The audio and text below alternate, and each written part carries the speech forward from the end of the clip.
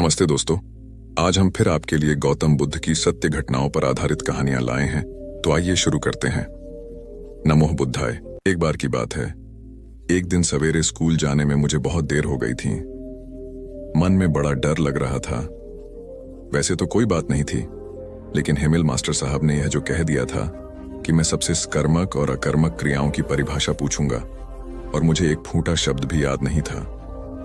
एक क्षण के लिए मेरे मन में आया कि आज स्कूल ही ना जाऊं और सारा दिन इधर उधर कहीं घर से बाहर ही बिता दूं।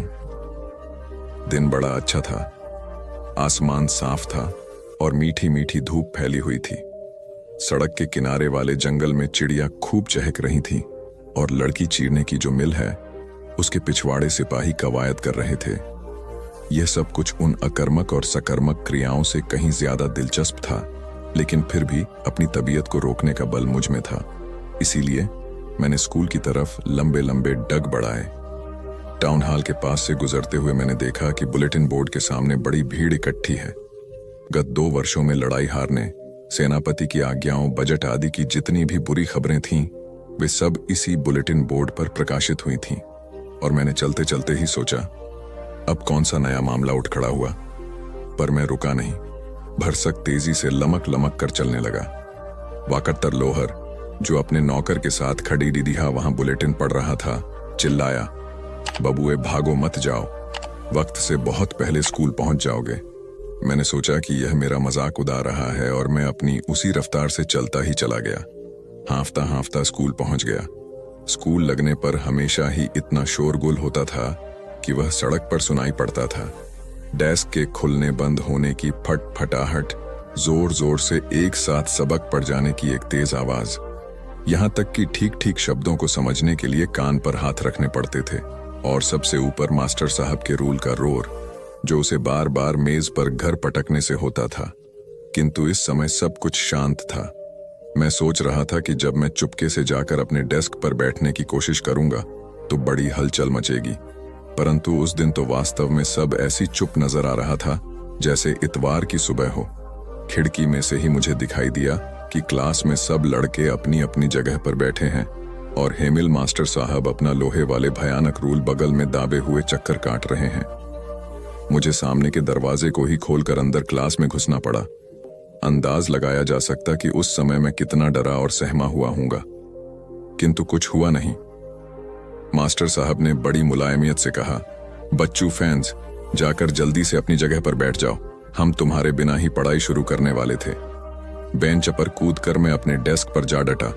जब तक कि मेरा डर कुछ कुछ दूर नहीं हो गया, मैंने नहीं देखा कि मास्टर साहब आज हरा कोट, चुन्नटोंदार कमीज और काली रेशमी टोपी, सबकी सब चीजें बेल बुतों से खड़ी हुई पहने हुए हैं। यह कपड़े वे केवल उस दिन पहनते थे जिस दिन इनाम बंटता था। यही नहीं बल्कि सारा स्कूल एकदम शांत और गंभीर था। और मुझे ताज्जुब तो सब हुआ जब मैंने देखा कि पिछली बेंचों पर जो हमेशा खाली पड़ी रहती थीं, ग्वार लोग भी बिल्कुल हमारी तरह चुप बैठे थे। तिपंखा टोप लगाए बुढ़ा हौसर बैठा था, जो किसी जमाने में नगर का मेयर था। इसके सिवाय एक भूतपूर्व पोस्ट साहब भी अन्य कई व्यक्तियों के साथ बैठे हुए थे। सब के सब मातमी मुद्रा बनाए हुए थे। हाउसर साहब अपने साथ एक पुरानी फटी चिठड़ा प्राइमर उठा लाए थे। उसी खोले हुए अपने घुटनों पर रखे थे। उनकी बड़ी बड़ी ऐनक भी उसी पर रखी हुई थी। मैं यह सब देखकर आश्चर्य ही कर रहा था कि हेमिल साहब अपनी कुर्सी पर चढ़े और उसी मुलायम तथा विनम्र स्वर में, जिसमें कि आते आते ही मुझे बोले थे, कहने लगे, लड़कों, आज मैं तुमको सबक पढ़ा रहा हूं। बर्लिन से आज्ञा आई है कि आल्जक और लॉरेन के स्कूलों में सिर्फ जर्मन ही पढ़ाई जाए। तुम्हारे लिए कल से कोई नए मास्टर साहब आ जाएंगे, इसलिए आज फ्रेंच का यह तुम्हारा आखिरी सबक है। खून ध्यान से पढ़ना। और यह शब्द मेरे कानों पर जैसे बिजली की तरह गिरे। अब समझ में आया कमबख्तों ने उस बुलेटिन बोर्ड पर क्या लिखा था। फ्रेंच का मेरा आखिरी सबक, आखिरी। और अभी तो मुझे अच्छी तरह लिखना भी नहीं आया है और यहीं सब खत्म है। मैं अब आगे नहीं पढ़ सकूंगा क्या? हाय हाय, मैंने अभी तक अपने सबक ना याद करके कितना बुरा किया। बेकार ही चिड़ियों के अंडों की तलाश में घूमता रहा, बेकार ही अपना वक्त इधर उधर आवारागर्दी में खोया किया। वे किताबें जिनकी सूरत देखकर मुझे बुखार चढ़ता था, व्याकरण इतनी भारी थी कि ले जाने में आफत पड़ती थी। और वह महात्माओं की कहानियां आज सब मुझे पुराने दोस्तों की तरह लग रहा थी, जिनसे जुड़ा होना अब असंभव मालूम हो रहा था। और बेचारे मास्टर भी तो, वे अब हमेशा के लिए जा रहे हैं और मैं अब उन्हें कभी नहीं देख सकूंगा। सिर्फ इस कल्पना मात्र से ही मैं हेमिल साहब सख्ती को भूल गया और भूल गया उनके उस लोहे के रूलर को भी। हाय बेचारा, आज इस आखिरी सबक के उपलक्ष्य में ही तो उसने अपने इतवार वाले बढ़िया कपड़े पहने थे। हाँ, और मेरी समझ में आया कि गांवों के वे वृद्ध सज्जन गण क्यों पीछे बेंचों पर बैठे थे और इतने सुस्त थे। अब वे फिर कभी स्कूल में आ जो नहीं सकेंगे।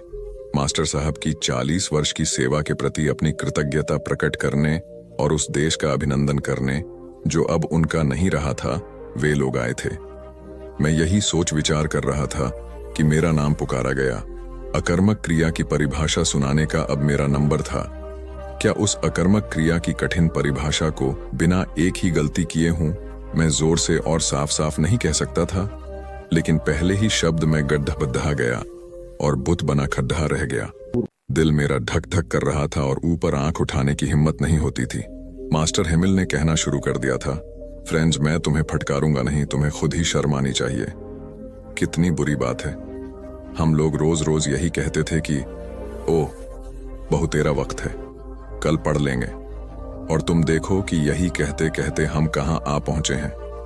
कल अब हमारे लिए नहीं आएगा। कल आजकल में वे जर्मन लोग आ जाएंगे और कहेंगे, यह क्या बात है, तुम लोग बनते तो फ्रांसीसी हो पर अपनी ही भाषा न लिख सकते हो और न पढ़ सकते हो। और फ्रेंड्स, एक तुम ही ऐसे नहीं हो, वरन हम में से और भी न जाने कितने ही ऐसे हैं जिन्हें यह भर्त्सना सुनने को मिल सकती है। तुम्हारे पिता तुम्हें पढ़ाने के लिए चिंतित नहीं थे, वे तुम्हें किसी खेत या मिल में काम पर लगा देना पसंद करते थे जिससे कि कुछ और आमदनी ही हो। और मैं भी दोषी हूं ही। क्या मैंने अक्सर ही पढ़ाने के बजाय तुम्हें अपने बगीचे में पानी देने नहीं भेजा है? और जब मैं मछली के शिकार को जाता था तब भी तो तुम्हें एक दिन की छुट्टी दे जाता था। इस प्रकार हेमिल साहब इधर उधर की बातचीत करते करते फ्रेंच भाषा पर ही आ गए।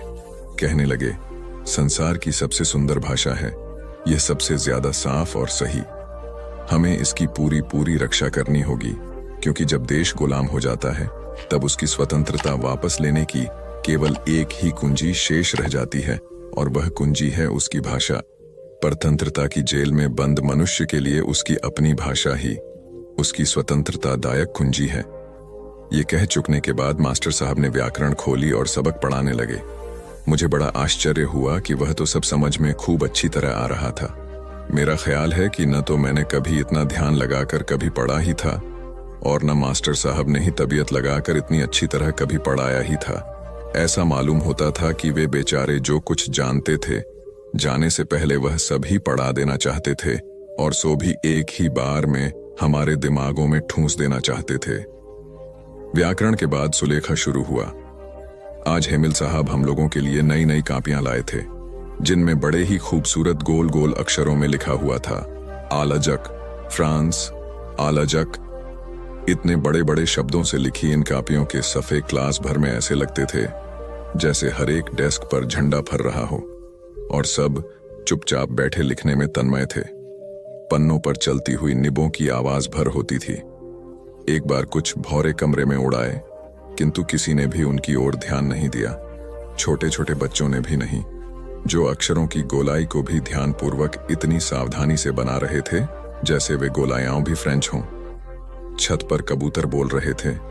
मैंने सोचा, क्या वे इन कबूतरों को भी जर्मन में बोलने के लिए मजबूर करेंगे? लिखते लिखते जब मेरी नजर हेमिल साहब की तरफ उठ जाती तो मैं देखता कि वे कमरे की किसी एक न एक चीज पर टकटकी लगाए देखते होते, मानो वह अपने मस्तिष्क में यह चित्रित कर लेना चाहते हों कि उस छोटे से क्लासरूम में सब चीजें कैसी लग रही थीं। ख्याल कीजिए, 40 बरस से वे इसी कमरे में रहे हैं, इसी कमरे में जहां उनके सामने हमेशा उनकी क्लास बैठी रही है और जिसकी खिड़की से बाहर बगीचा चमकता रहा है। पूरे 40 वर्ष सब कुछ वैसा ही था, केवल डेस्क और कुर्सियां घिस घिस कर चिकनी हो गई थीं। बगीचे में वालनट का पेड़ बड़ा हो गया था, और वह हाँप बेल जो स्वयं उन्होंने अपने हाथों लगाई थी, खिड़कियों के सहारे बल खाती हुई छत पर जा पहुंची थी। उफ बेचारा गरीब, ये सब छोड़ते हुए उसके दिल में कितना दर्द उठ रहा होगा। छत पर ऊपर उनकी बहन संदूक ठीक कर रही थी, सो उसकी खतर पटर भी क्लासरूम में सुनाई पड़ रही थी। कल ही उन्हें देश छोड़कर चला जो जाना है, और वे हरेक का सबक सुनने की हिम्मत बांधे रहे। सुलेख लिखाने के बाद इतिहास का एक पाठ उन्होंने पढ़ाया। फिर बच्चों ने बा बेबी ओ बू करके शोर करना शुरू कर दिया। वहां कमरे के पंखे बेंच पर वृद्ध हौसर ने चश्मा पहनकर और प्राइमर दोनों हाथ में पकड़कर पढ़ना शुरू कर दिया, और वे भी चिल्ला से ही रहे थे। भावावेश से उनकी आवाज कांपने लगी थी, और हमें सुनने में इतना मजा आ रहा था कि खूब हंसने और शोर करने की जी चाहता था। और वह आखिरी सबक मुझे कितनी अच्छी तरह याद है। यकायक गिरजे के घंटे ने 12 बजाए, और इसी के बाद एजिलस के घंटे ने भी। ठीक इसी वक्त कवायद करके लौटते हुए प्रशियन सैनिकों की तुरही भी खिड़की के पास सुनाई पड़ी। हेमिल मास्टर साहब भी कुर्सी से उठ खड़े हुए। बिल्कुल पीले पीले और लंबे लंबे लग रहे थे मुझे, इतने कि जितने मुझे कभी नहीं मालूम पड़े थे। दोस्तों, उन्होंने कहा, मैं और जैसे उनके गले में कुछ अटक गया, वे आगे बोल नहीं सके। मेज पर से चाक का एक टुकड़ा उठाकर वे चुपचाप बड़ी शान के साथ ब्लैक बोर्ड की तरफ चले। उस पर जितने बड़े बड़े अक्षर लिखे जा सकते थे उनमें लिख दिया, फ्रांस जिंदाबाद। और लिखकर उन्होंने अपना सर दीवार के शेर टिका दिया।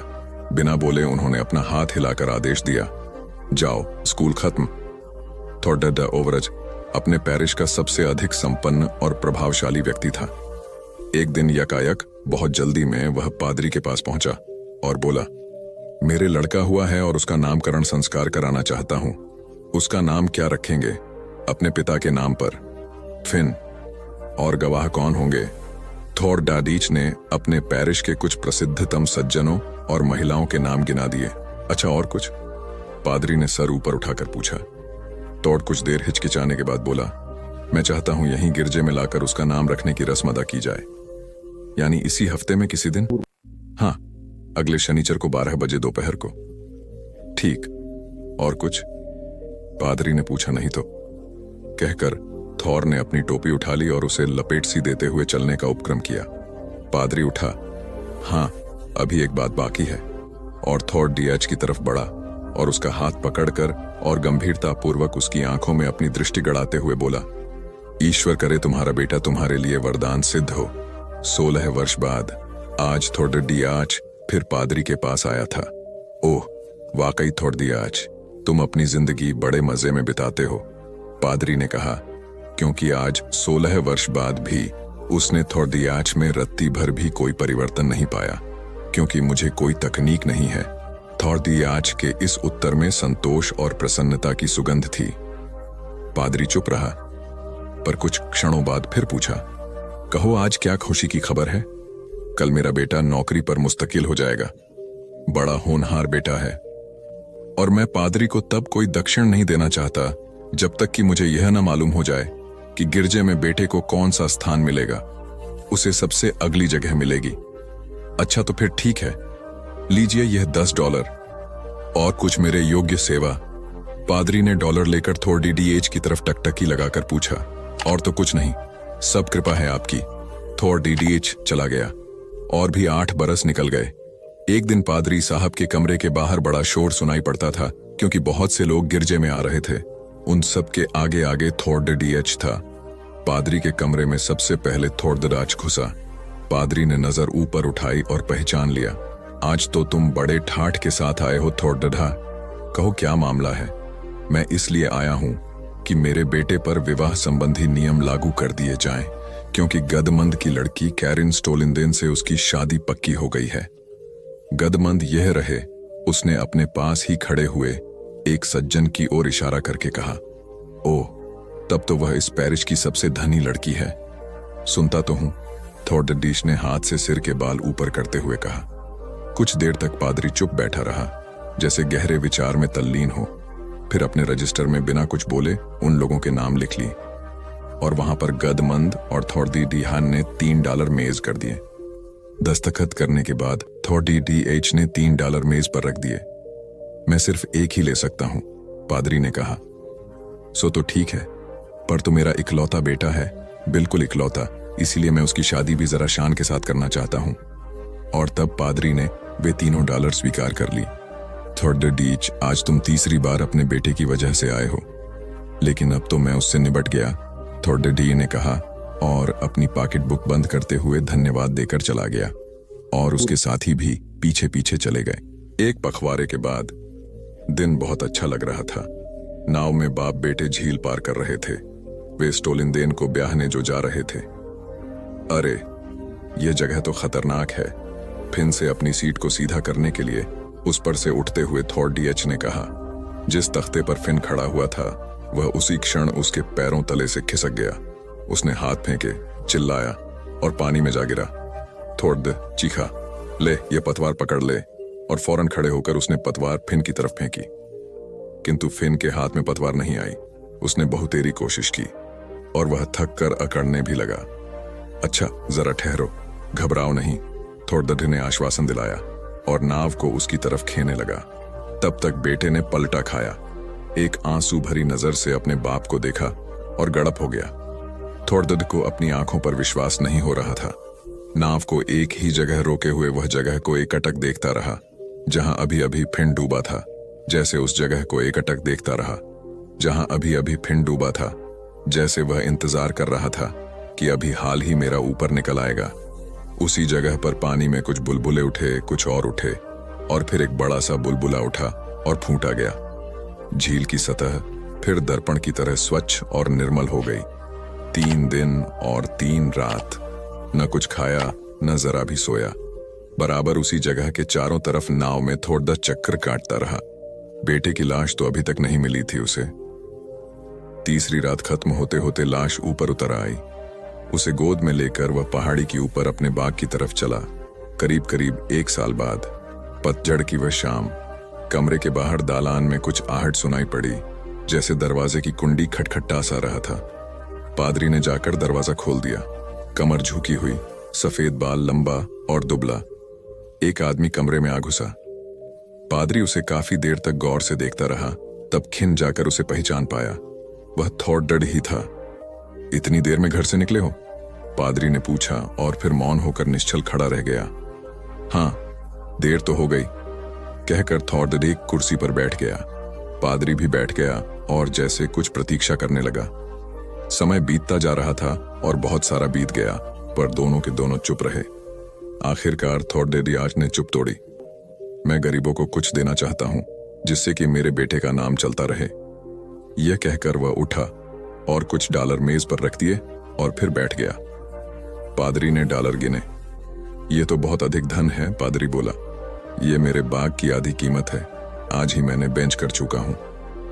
फिर बहुत देर तक मौन बैठे रहने के बाद पादरी ने बड़ी विनम्रतापूर्वक कहा, तो फिर अब क्या करने का इरादा है? कुछ भलाई का काम।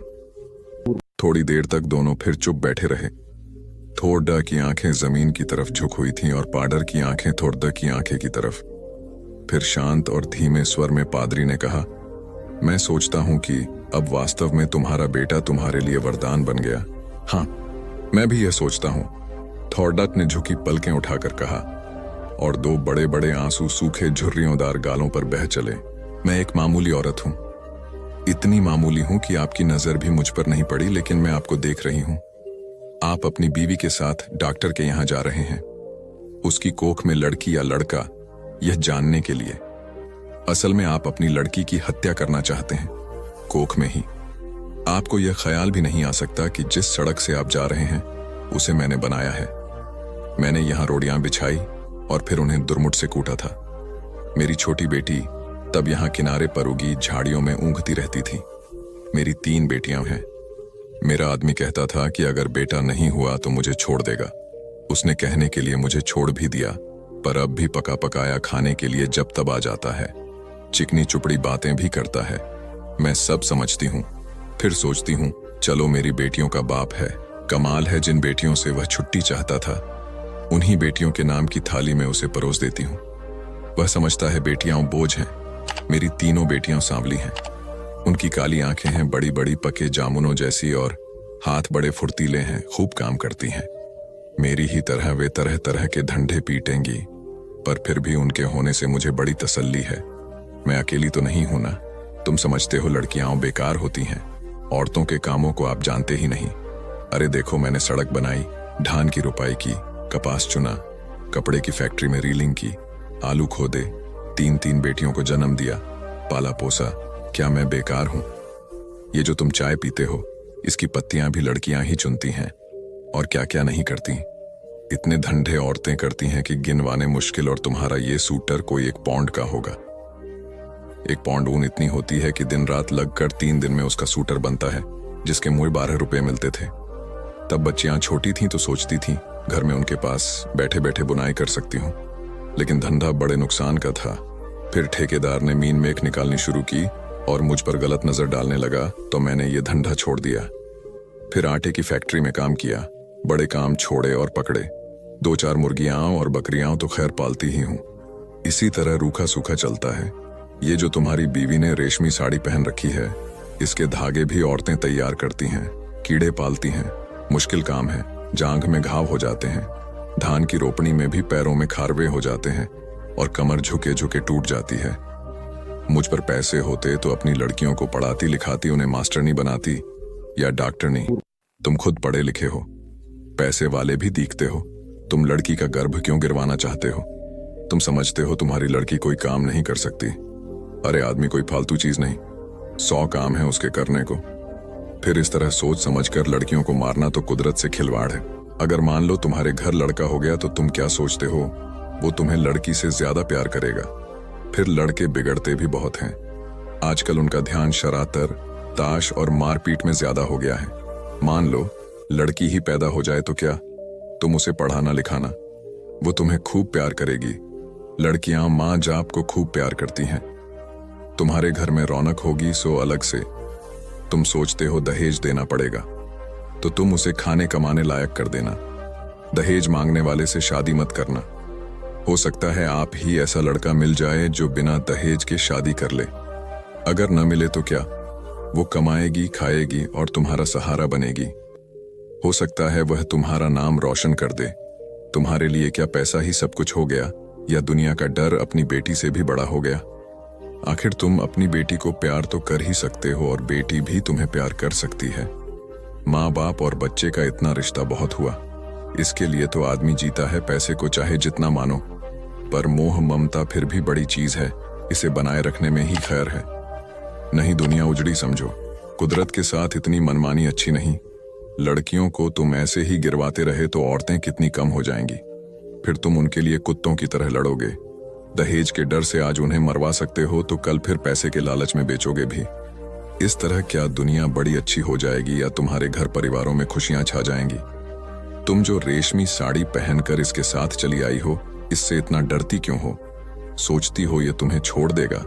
ये मिचमिची आंखों वाला अगर तुम्हें छोड़ भी दे तो क्या तुम मर जाओगी? मैं तो पढ़ी लिखी भी नहीं थी, मैं तो तानों से नहीं डरी। आदमी ने छोड़ने की धमकी दी तो कह दिया ले छोड़ दे। अब भी मेहनत करके खाती हूं, तब भी मेहनत कर लूंगी। पर वो क्या मुझे छोड़ पाया? हम औरतें बड़े काम की हैं, हमें ये ऐसे ही थोड़े छोड़ सकते हैं। परिवार की जरूरत तो इन्हें भी है, नहीं तो हांफते हांफते मर जाएंगे। कोई पानी देने वाला भी नहीं मिलेगा। मैं तो कहती हूँ बेटी भी पैदा करो, दहेज भी मत दो और डरो भी मत। देखना दुनिया ऐसी ही चलेगी, इससे अच्छी चलेगी। दाब धौंस कुछ कम ही होगी। मेरी बेटी ने कढ़ाई सिलाई सीखी है, वो ना होती तो फिर क्या था? मैं तो दुनिया में धंधा पीटती मर जाती। अब भी मेहनत करती हूँ, पर मन में खुशी भी है। मेरी 3 लड़कियां खूब हुनर वाली हैं, कोयल जैसी आवाज है उनकी, सुने से थकान मिट जाती है। न करे कोई शादी अपनी जिंदगी भाड़ बनाएगा, और जो शादी करेगा सो भागवान होगा। चलती हूँ, ये ठेकेदार आता दिखता है, आंखों से कम सूझने लगा है। ये जो लिबर्टी सिनेमा है ना, इसे गिराना है। मालिक यहाँ पूरी बाजार भर दुकानें बनवाना चाहता है। यही मलबा ढोने का काम करूंगी। काम तो ठीक है, मैंने बहुत किया है, पर इसके सामने ये डॉक्टर की दुकान है। यहाँ लड़का लड़की टेस्ट होता है बस। इसे देख देख के मन में बेचैनी बनी रहती है। घड़ी घड़ी तुम्हारे जैसों की सूरत देखनी पड़ेगी, हत्यारों की। बस कहीं और काम मिला तो ये जगह छोड़ दूंगी। देखूं, तब तक तो यही काम करना पड़ेगा। मैं पढ़ी लिखी होती तो यही सब बातें लिख देती, फिर तो तुम भी मेरी बात किताब में पढ़ लेते। पढ़कर तुम भी कहते करतारी देवी बात तो पते की कहती है। बूढ़ी जगते ही बच्चे का रोना सुना, आंखें बंद किए ही उसने अपनी पत्नी को पुकारा। अरे गोल्डा, ये कमबख्त चीख रहा है, गोल्डा ने कोई उत्तर नहीं दिया। बूढ़ी उठा और इधर उधर घर में ढूंढा, लेकिन वह कहीं नहीं मिली। उसे कुछ ताज्जुब हुआ, किंतु उसने सोचा हो न हो नहाने गई होगी। एक कपड़े का फोया बनाया और उसे बच्चे के मुंह में लगाकर वह कपड़े पहनने चल दिया। कपड़े पहनते पहनते वह हिसाब लगाने लगा। कल जॉबलिनर हाउस से जो मोमबत्तियां चुरा कर लाया था, उनसे कितनी चांदी बन जाएगी। और यह सोचते ही वह ऊपर अटारी में उचक कर पहुंच गया, लेकिन मोमबत्तियां गायब थीं। इधर उधर चारों तरफ उसने खखोड़ा, लेकिन वे मिली तो नहीं ही मिली। जल्दी से उतरकर वह वहां पहुंचा जहां उसकी पत्नी की चीजें रखी रहती थीं, किंतु वे भी गायब थीं। अब उसकी समझ में आया कि गोल्डा भाग गई, लेकिन किसके साथ? श्लोएमा श्लोसर के साथ या हे मिलगूब के साथ? अच्छा, भाग गई तो भाग जा, मर जा, परवाह कौन करता है तेरी। दीवार पर थूक कर वह बड़बड़ाया, इस तरह से जैसे उसे कोई मतलब ही नहीं रहा हो। फिर वहां से वह बच्चे के पास पहुंचा। भाग गई, अच्छा हुआ, तुम तो मजे में हो, हा हा हा। और उसे घूरा और वह फिर सोचने लगा, आखिर इस कमबख्त का क्या होगा अब। अगर मुझे पता लग जाए कि यह गई कहां, तो इसे वहीं उसके दरवाजे पर पटक आऊं कहकर, ले यह तेरा है, संभाल इसे।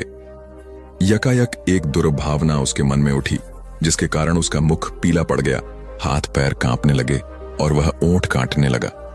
इसी हालत में वह बच्चे के पास पहुंचा, जिसने अपने फटे हुए चिथड़े गंदे कंबल और ओढ़ने को एक तरफ लतिया दिया था और अब खुला पड़ा हुआ मुस्कुरा रहा था। उसकी सूरत देखकर उसे किसी की याद आ गई। क्या कोई पुराना परिचित? ठीक ठीक याद नहीं आ रहा था उसे। वह बच्चे के पास से हट आया और जल्दी से सिर पर हैट रखकर घर में ताला लगाकर वह बाहर चला गया।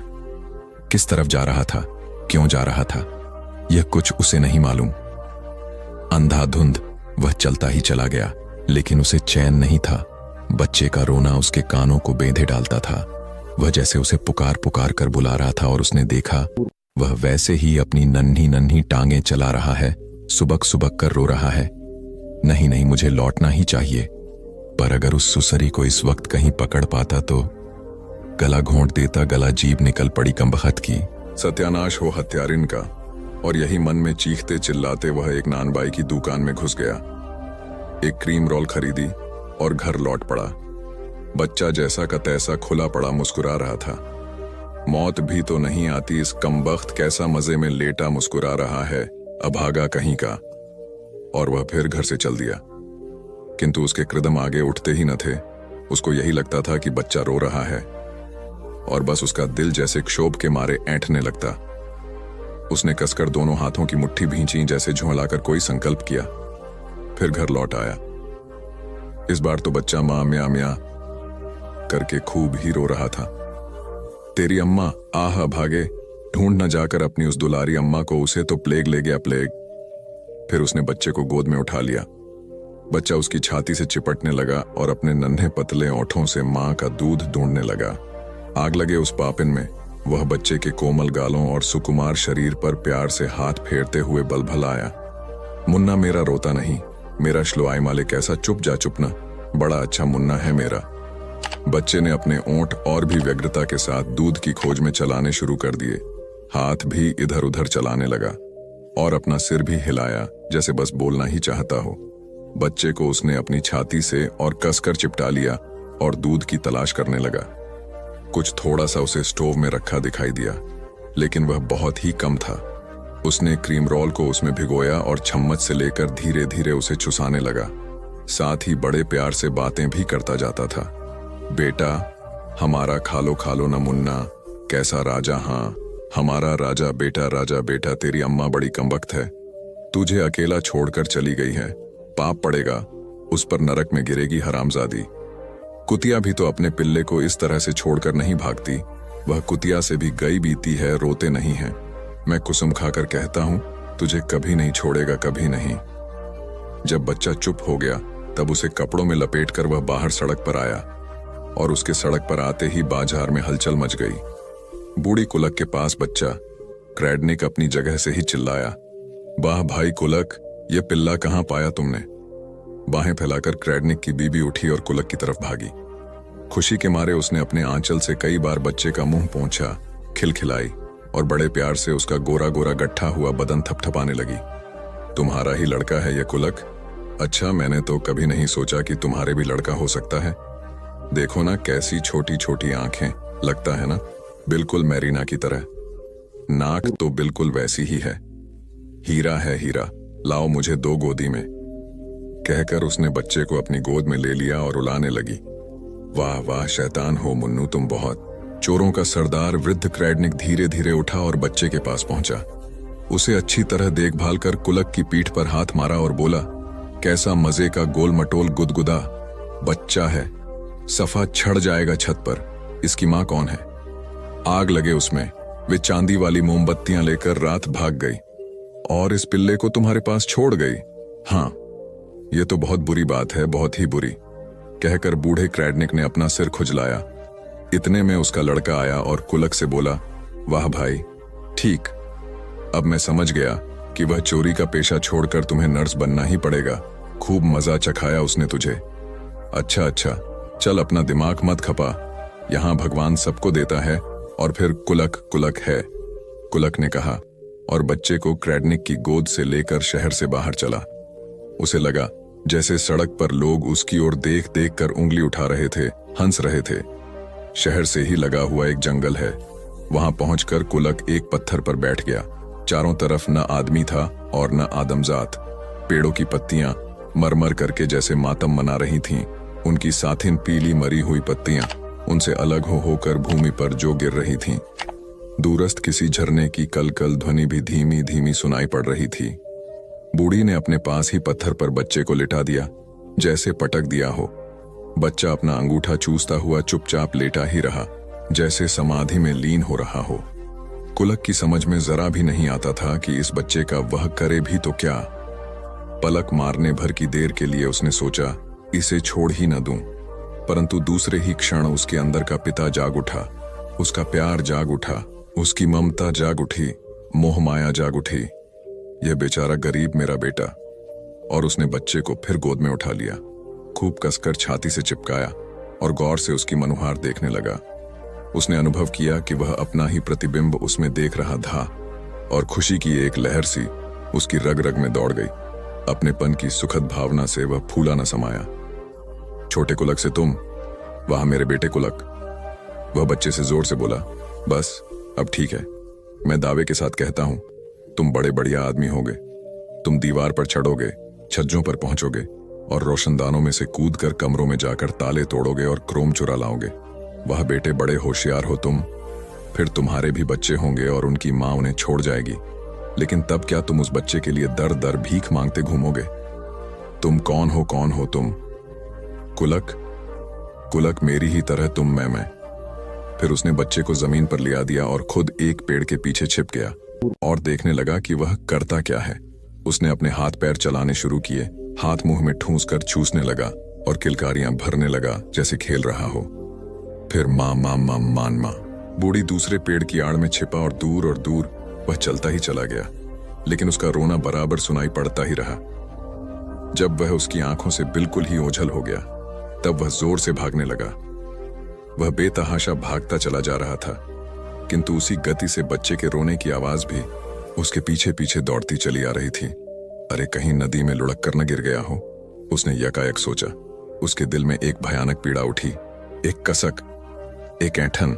सिर घूम गया, एकदम रुका, चारों ओर देखा, लौट पड़ा, फिर वहां पहुंच गया।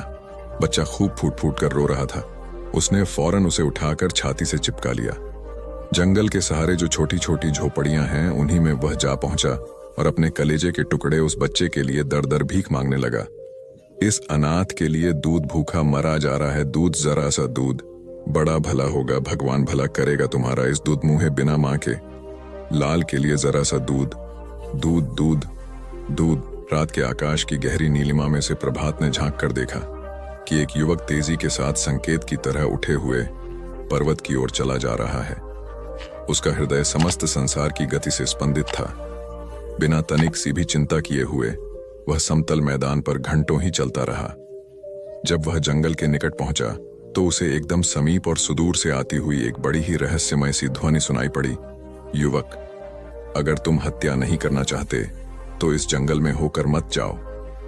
युवक आश्चर्य से स्तंभित खड़ा रह गया। चारों तरफ घूमकर देखा, पर उसे एक चिड़िया भी नजर नहीं आई। तब उसे निश्चय हो गया कि कोई प्रेत बोल रहा था, किंतु उसके जन्मजात साहस ने विचित्र चेतावनी की ओर ध्यान नहीं देने दिया। पर उसने अपनी चाल जरा धीमी जरूर कर दी और बिना किसी भय के अपने रास्ते पर चल दिया। संध्या उसकी जागृत थी और राह में मिलने वाले किसी भी अज्ञात शत्रु का सामना करने के लिए पूरी तरह से सतर्क भी। पेड़ों की घनी परछाई में से निकलकर वह बाहर खुले में आ पहुंचा, किंतु उसे कोई भी संदेह भरी ध्वनि फिर सुनाई नहीं पड़ी और न कोई ललकार ही। अब वह एक बड़े पेड़ के नीचे आ पहुंचा था। वहां विश्राम करने के लिए वह बैठ गया। उसकी आंखें अपने सामने पड़े हुए बड़े मैदान पर तिरती हुई पर्वत की उस नग्न और सुरेख चोटी तक पहुंची जो उसका गंतव्य थी।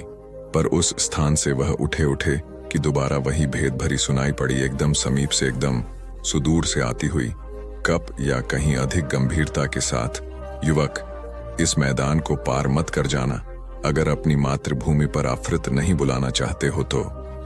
इस बार युवक के स्वाभिमान ने उसे कोई परवाह नहीं करने दी और स्वयं उस अर्थहीन तथा मूर्खतापूर्ण चेतावनी पर, जिसमें जैसे कुछ भारी भेद भरा हो, मुस्करा पड़ा और तेजी से चल दिया। मालूम नहीं कि अशांति या आकुलता किसने उसके पैरों में गति भर दी थी। जब वह पर्वत के नीचे अपने गंतव्य के निकट पहुंचा, शाम का गीला धुंध मैदान पर छा चुका था। पत्थर पर वह पूरी तरह से अपना पैर भी नहीं रख पाया था कि वही ध्वनि फिर गूंजने लगी, एकदम समीप से, एकदम सुदूर से, रहस्यमय, किंतु इस बार वह अधिक डरावनी थी। युवक, और आगे कदम मत रखो वरना मार डाले जाओगे। युवक जोर से हंसा और बिना जल्दबाजी या हिचकिचाहट के अपनी राह पर चलता ही गया। और जैसे जैसे वह ऊपर चढ़ता जाता था, अंधेरा होता जाता था, किंतु उसका उत्साह बढ़ता ही गया। जिस समय वह ऐन शिखर पर पहुंचा, उसके मस्तक को सूर्य की अंतिम किरण ने छूमकर ज्योतित कर दिया। लो, मैं आ पहुंचा, उसने विजयोल्लास से भरकर कहा। ओ बुरे या भले अज्ञात प्रेत, यदि तू मेरी परीक्षा लेना चाहता था तो मैं सफल हो गया। किसी भी हत्या का पाप मेरी आत्मा पर नहीं है। मेरी मातृभूमि नीचे चैन से शांत लेटी हुई है और मैं अभी भी जीवित हूं। तू जो कोई भी हो, मैं तुझसे अधिक शक्तिशाली हूं, क्योंकि मैंने तेरी आज्ञा का उल्लंघन करके अपने कर्तव्य का पालन किया है। पर्वत में से जैसे कड़क कर बिजली फट पड़ी। युवक, तू भूलता है। इन शब्दों के अति दुर्वाह बोझ के नीचे युवक दब सा गया। चट्टान के किनारे पर बैठकर वह जैसे आराम करने के लिए लेटने लगा और ओंठों को मरोड़कर चाबा और बड़बड़ाया। तो मालूम होता है कि मैंने अनजाने ही कोई हत्या कर डाली। तेरे लापरवाह कृदमों ने एक कीड़े को कुचल दिया।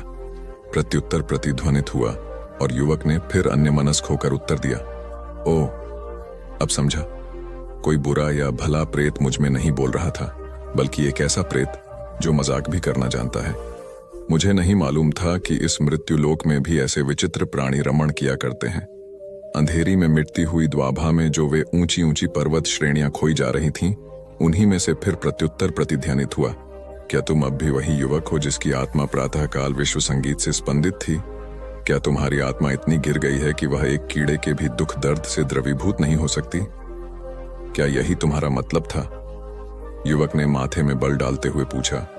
तब क्या मैं उन्हीं असंख्य जीवों की तरह हजारों लाखों गुना हत्यारा हूं, जिनके पैरों तले अनजाने ही अनगिनती कीड़े मकोड़े कुचल जाते हैं? सो हो या न हो, पर इस विशेष जीव की हत्या न करने के लिए तुम्हें पहले ही चेतावनी दे दी गई थी। क्या तुम जानते हो कि सृष्टि के शाश्वत विधान में इस कीड़े का क्या महत्व था? सर झुकाकर युवक ने उत्तर दिया, क्योंकि न तो मैं इस बात को जानता ही था और न जान ही सका था, इसलिए तुम्हें विनयपूर्वक यह मानना ही पड़ेगा कि मैंने उन अनेक संभाव्य हत्याओं में से, जिन्हें तुम रोकना चाहते थे, केवल एक ही की है। किंतु मैं यह जानने के लिए बहुत उत्सुक हूं कि आखिर उस मैदान को पार करके मैंने अपनी मातृभूमि पर कैसे आफरित बुला ली है। युवक, तुमने वह रंगीन तितली देखी? एक फुसफुसाहट सी युवक के कान में हुई, जो एक बार तुम्हारी दाहिनी तरफ उड़ रही थी। तितलियां तो बहुत सी देखी, और वह भी जिसका जिक्र तुमने किया। बहुत सी तितलियां, और बहुत सी तितलियों को तेरी सांस ने उनके ठीक रास्ते से उड़ाकर भटका दिया है। किंतु अभी मैंने जिसका जिक्र किया है वह पूर्व की ओर चली गई है और बहुत दूर तक उड़ती उड़ती राजमहल के उपवन में पहुंच गई। अब उस तितली का जो बच्चा होगा वह अगले वर्ष ग्रीष्म की एक तपती दोपहरी के बाद निद्रा की गोद में सोई हुई गर्भवती सुकुमारी युवती राजरानी की श्वेत सुकोमल ग्रीवा पर रेंग कर उनको यकायक इतनी जोर से जगा देगा कि उनका हृदय धक से रह जाएगा और अजात शिशु गर्भ में ही मर जाएगा। इस प्रकार राज्य का शासक उचित उत्तराधिकारी ना होकर राजा का भाई होगा, और उचित उत्तराधिकारी की हत्या के कारण तुम ही हो। राजा का भाई क्रूर, निर्दयी, अन्यायी और अत्याचारी है। उसके शासन से निराश होकर प्रजा पागल हो जाएगी, और तब अपनी जान बचाने के लिए वह राजा समस्त देश में एक भयानक युद्ध खड़ा करवा देगा, जिससे तेरी प्यारी मातृभूमि का सर्वनाश हो जाएगा, और इस सब का दोष तेरे सिवाय और किसी के सिर न मढ़ा जाएगा। और इस सब का कारण है तेरी सांस से उस तितली का पूर्व की ओर राजमहल के उपवन में उड़ जाना। युवक ने अपने कंधे उचकाए। हे अदृष्ट प्रेत, मैं यह कैसे मना कर सकता हूं कि जो कुछ भविष्यवाणी तुमने की है वह सब नहीं होगी, क्योंकि इस पृथ्वी पर एक चीज से ही दूसरी चीज उत्पन्न होती है, और अक्सर ही अत्यंत भयानक घटनाएं अत्यंत तुच्छ घटनाओं के कारण हो जाती हैं, और इसी तरह अत्यंत तुच्छ घटनाएं भी अत्यंत विकराल घटनाओं के कारण हो जाती हैं। और फिर मैं इसी भविष्यवाणी में क्यों विश्वास करूं, जबकि मेरी मृत्यु के विषय में तुमने कहा था कि वह तुम्हारे छोटी पर पहुंचते ही हो जाएगी, सो अभी तक नहीं हुई है। जो चढ़ता है उसे लौटकर भी जाना ही होगा। अगर वह फिर अपने मानव भाई बंधुओं के साथ रहना चाहता है। वह भयावह आवाज गूंज उठी। क्या तुमने कभी यह भी सोचा था? युवक यकायक रुका और उसने सोचा कि वह सुरक्षित रास्ते से नीचे उतर जाएगा, किंतु रात का अभेद्य अंधकार उसे अपने अंदर पहले ही बंदी कर चुका था, और जब तक प्रभात न हो उसका छुटकारा असंभव था। इतने खतरनाक रास्ते को तय करने के लिए दिन का उजाला अनिवार्य रूप से अपेक्षित था ही। वह दिन कल सवेरे आएगा ही, और तब पूरे साहस के साथ वह अपनी राह चल देगा। यह सोचकर वह वहीं चट्टान पर लेटकर विश्रांतिदायक नींद को बुलाने की चेष्टा करने लगा। वहां अविचल वह लेट रहा। मन में तरह तरह की भावनाएं उठ उठकर उसे सोने नहीं दे रही थीं। आखिर उसने अपनी मुंदी हुई आंखों के आरी पलकों को खोला, पर अपने चारों ओर देखते ही डर के मारे उसका दिल और रोम रोम सिहर उठे। एक काला कगार उसे दीख पड़ रहा था, केवल जिसके ऊपर ही होकर नीचे पृथ्वी पर जीवित लौटने के लिए एक राह थी। अभी तक अपने पथ की पूर्ण जानकारी का विश्वास उसे था, पर अब संदेह उसके मन में उपजा और बढ़ता ही चला गया, यहाँ तक कि फिर वह इतनी भीषण परेशानी में परिवर्तित हो गया कि युवक उसे सह सकने में सर्वथा असमर्थ हो गया। इसलिए अनिश्चितता की दुविधा में पड़े रहकर सवेरे की प्रतीक्षा में परेशान रहने की अपेक्षा उसने तत्काल ही अपनी राह पकड़ने का संकल्प किया, क्योंकि लौटना तो उसे था ही। दिवस के वरदान स्वरूप प्रकाश के बिना ही उस अज्ञेय मार्ग पर जाने के लिए वह कमर कसकर खड़ा हो गया, पर उसने एक पग ही आगे बढ़ाया था कि उसे ऐसा प्रतीत हुआ मानो अटल न्याय उसकी भर्त्सना कर रहा है, और उसके भाग्य का निपटारा बस अब होने ही वाला है। क्षुब्ध और क्रोधित वह शून्य में ही चीत्कार कर उठा। हे अदृष्ट प्रेत, तू कौन है? मेरे प्राण लेने से पहले मुझे बतला तो सही। तेरी आज्ञाओं की अभी तक मैं अवहेलना करता रहा हूं, पर अब तेरे सामने मैं अपनी हार स्वीकार करता हूं, सर झुकाता हूं, पर मुझे बतला कि आखिर तू है कौन? एकदम समीप से, एकदम सुदूर से फिर एक ध्वनि गूंज उठी। आज तक किसी भी जीवन ने मुझको नहीं जाना है। मेरी अनेक संज्ञाएं हैं। धर्ममीरु मुझे नियति के नाम से पुकारते हैं, मूर्ख मुझे भाग्य कहते हैं, और पवित्र आत्मा मुझे परमात्मा के रूप में पहचानते हैं। जो अपने को बुद्धिमान समझते हैं उनके लिए मैं वह शाश्वत शक्ति हूं जो आदिकाल से उपस्थित है और अंतकाल तक रहेगी। तब मैं अपने जीवन की इन अंतिम घड़ियों में तुझे आप देता हूं। मौत की कटुता से भरे हुए युवक के हृदय ने चीत्कार की। यदि वास्तव में तू वही शक्ति है जो सृष्टि के आदिकाल में थी और अमृत ही अंतकाल तक रहेगी, तब तो जो कुछ हुआ है वह पहले ही नियत था कि मैं जंगल में होकर जाऊं और अनजाने ही एक हत्या कर डालूं, कि मैं मैदान को पार करने से ही अपनी मातृभूमि के सर्वनाश का कारण बन जाऊं, और कि मैं इस पर्वत के शिखर पर आकर मृत्यु को गले लगाऊं। यह सब हुआ तेरी चेतावनी दे देने पर भी। पर यदि तेरी चेतावनी मेरी कोई भी सहायता करने वाली थी, तब वह मुझे व्यर्थ ही परेशान करने के लिए सुनाई क्यों गई? और क्यों है व्यंगों के भी क्रूर व्यंग? मैं अपने इस अंतिम समय में भी तुझसे वह प्रश्न पूछ रहा हूं।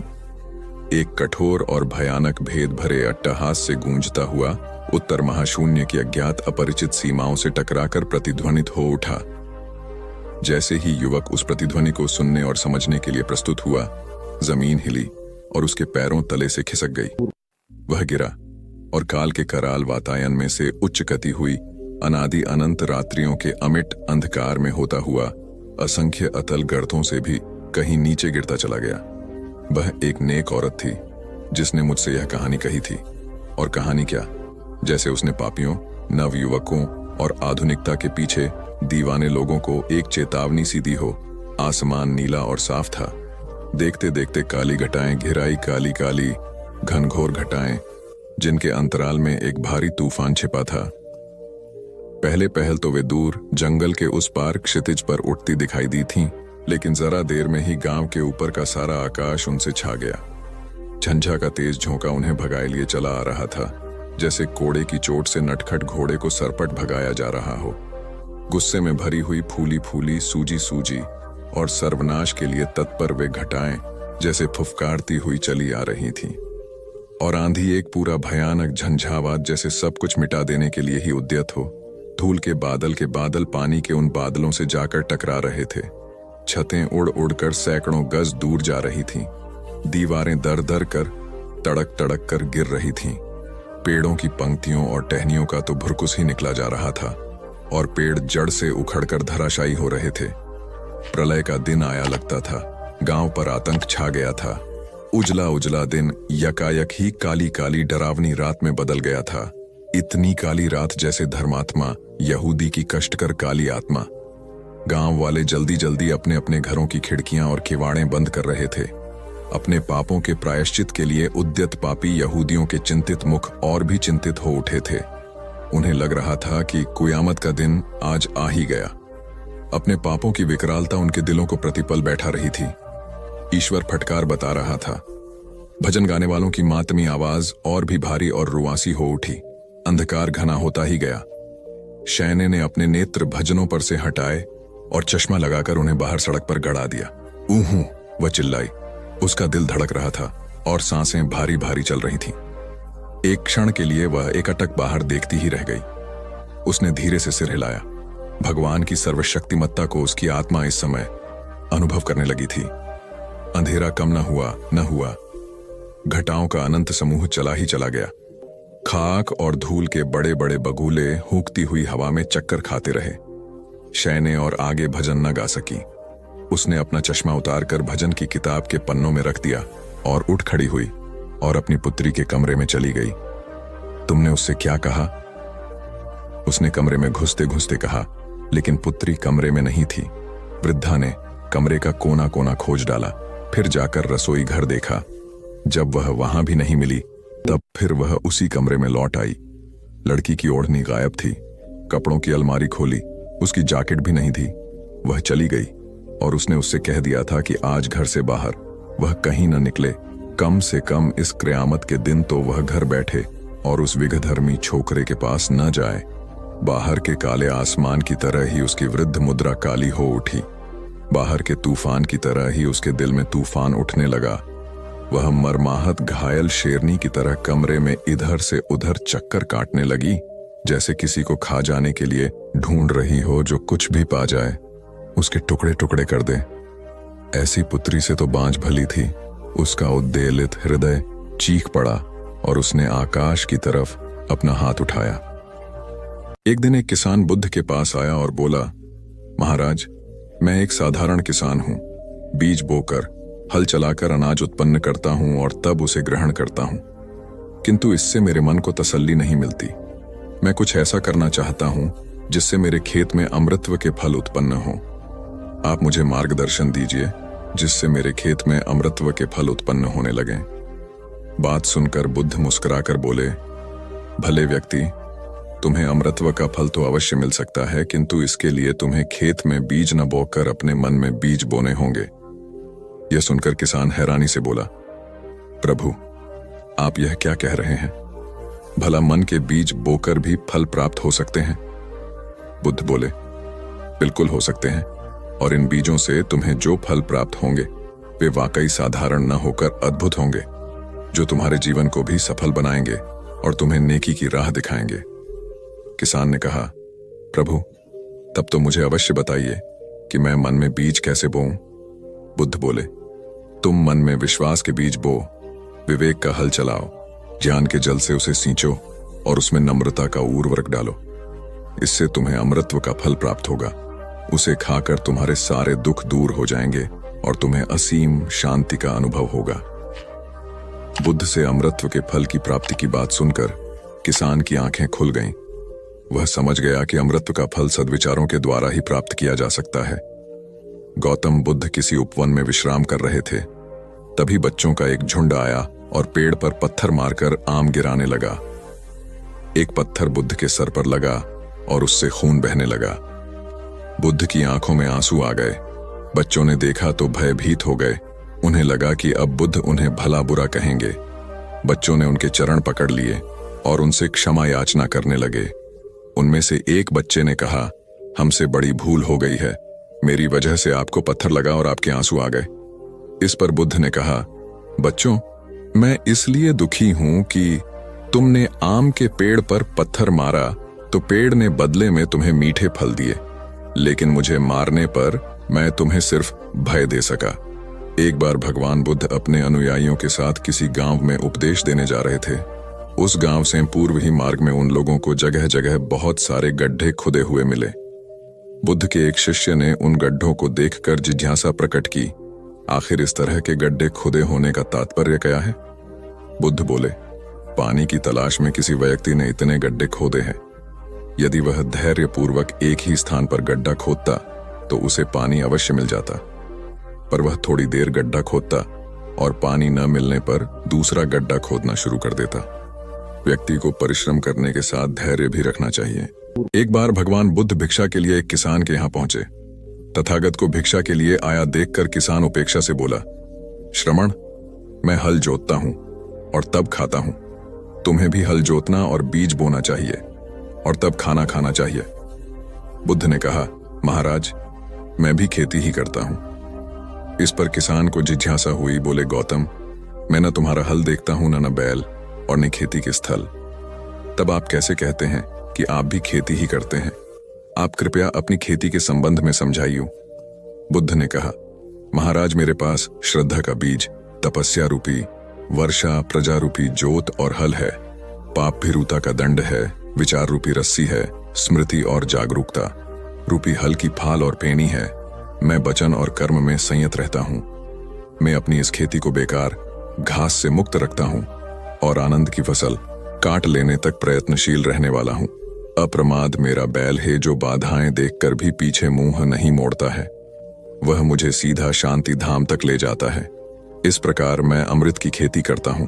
एक बार बुद्ध से मल्लुक्य पुत्र ने पूछा, भगवान, आपने आज तक यह नहीं बताया कि मृत्यु के उपरांत क्या होता है। उसकी बात सुनकर बुद्ध मुस्कुराए। फिर उन्होंने उससे पूछा, पहले मेरी एक बात का जवाब दो। अगर कोई व्यक्ति कहीं जा रहा हो और अचानक कहीं से आकर उसके शरीर में एक विषबुझा बाण घुस जाए तो उसे क्या करना चाहिए? पहले शरीर में घुसे बाण को हटाना ठीक रहेगा या फिर देखना कि बाण किधर से आया है और किसे लक्ष्य कर मारा गया है? मल्लु के पुत्र ने कहा, पहले तो शरीर में घुसे बाण को तुरंत निकालना चाहिए, अन्यथा विष पूरे शरीर में फैल जाएगा। बुद्ध ने कहा, बिल्कुल ठीक कहा तुमने। अब यह बताओ कि पहले इस जीवन के दुखों के निवारण का उपाय किया जाए या मृत्यु की बाद की बातों के बारे में सोचा जाए? मल्लुक के पुत्र अब समझ चुका था और उसकी जिज्ञासा शांत हो गई। एक दिन एक व्यक्ति बुद्ध के पास पहुंचा। वह बहुत अधिक तनाव में था। अनेक प्रश्न उसके दिमाग में घूम घूम कर उसे परेशान कर रहे थे, जैसे आत्मा क्या है, आदमी मृत्यु के बाद कहां जाता है, सृष्टि का निर्माता कौन है, स्वर्ग नरक की अवधारणा कहां तक सच है और ईश्वर है या नहीं।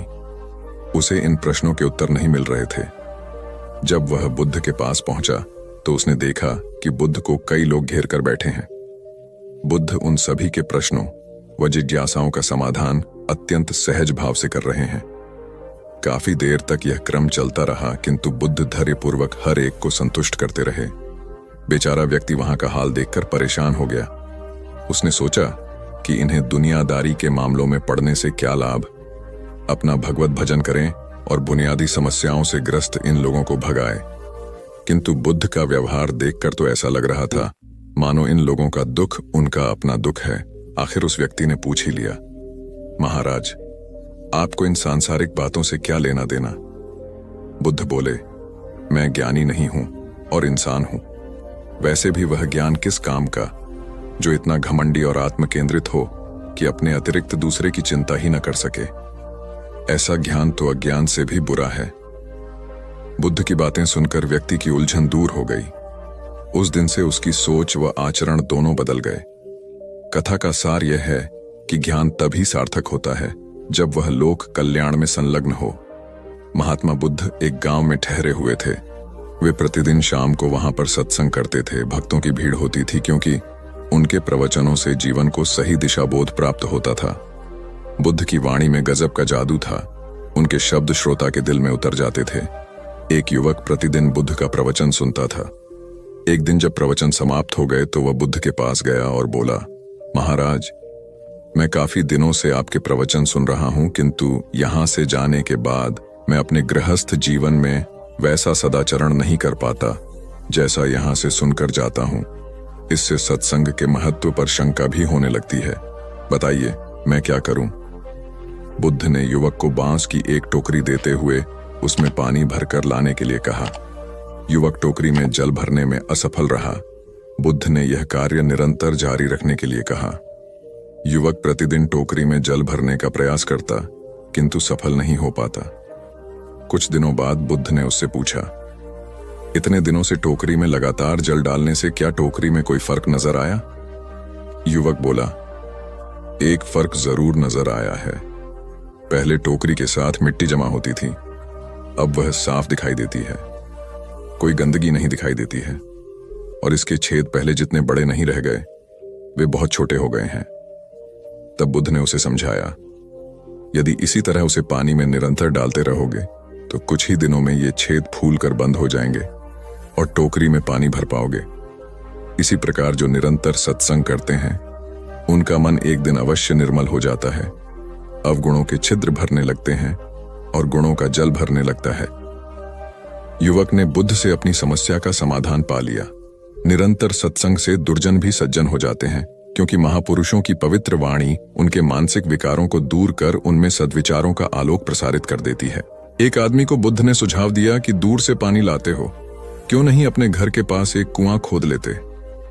हमेशा के लिए पानी की समस्या से छुटकारा मिल जाएगा। सलाह मानकर उस आदमी ने कुआं खोदना शुरू किया, लेकिन 7-8 फीट खोदने के बाद उसे पानी तो क्या, गीली मिट्टी का भी चिन्ह नहीं मिला। उसने वह जगह छोड़कर दूसरी जगह खुदाई शुरू की, लेकिन 10 फीट खोदने के बाद भी उसमें पानी नहीं निकला। उसने फिर तीसरी जगह कुआं खोदना शुरू किया, लेकिन यहां भी उसे निराशा ही हाथ लगी। इस क्रम में उसने 8-10 फीट के 10 कुएं खोद डाले, लेकिन पानी कहीं नहीं मिला। वह निराश होकर बुद्ध के पास गया। उसने बुद्ध को बताया कि मैंने 10 कुएं खोद डाले, मगर पानी एक में भी नहीं निकला। बुद्ध को आश्चर्य हुआ। वे स्वयं चलकर उस स्थान पर आए जहां उसने 10 गड्ढे खोदे हुए थे। बुद्ध ने उन गड्ढों की गहराई देखी और सारा माजरा समझ गए। फिर वे बोले, 10 कुएं खोदने की बजाय एक कुएं में ही तुम अपना सारा परिश्रम लगाते तो पानी कब का मिल गया होता। तुम सब गड्ढों को बंद कर दो, केवल एक को गहरा करते जाओ, पानी निकल आएगा। उसने बुद्ध की बात मानकर ऐसा ही किया। परिणाम स्वरूप कुआं पूर्ण होते ही पानी निकल आया। सबने भगवान बुद्ध की जय जयकार की। धन्ना सेठ के पास 7 पुश्तों के पालन पोषण जितना धन था। उसका व्यापार चारों तरफ फैला हुआ था, किंतु फिर भी उसका मन अशांत रहता था। कभी धन की सुरक्षा की चिंता तो कभी व्यापारिक प्रतिस्पर्धा में आगे निकलने का तनाव। चिंता और तनाव के कारण वह अस्वस्थ रहने लगा। उसके मित्र ने उसकी गिरती दशा देखी तो उसे बुद्ध के पास जाने की सलाह दी। सेठ बुद्ध के पास पहुंचा और अपनी समस्या बताई। बुद्ध ने उसे सांत्वना देते हुए कहा, तुम घबराओ मत, तुम्हारा कष्ट अवश्य दूर होगा, बस तुम यहाँ कुछ दिन रहकर ध्यान किया करो। बुद्ध के कहे अनुसार सेठ ने रोज ध्यान करना शुरू कर दिया, किंतु सेठ का मन ध्यान में नहीं लगा। वह जैसे ही ध्यान करने बैठता उसका मन फिर अपनी दुनिया में चला जाता। उसने बुद्ध को यह बात बताई किंतु बुद्ध ने कोई उपाय नहीं बताया।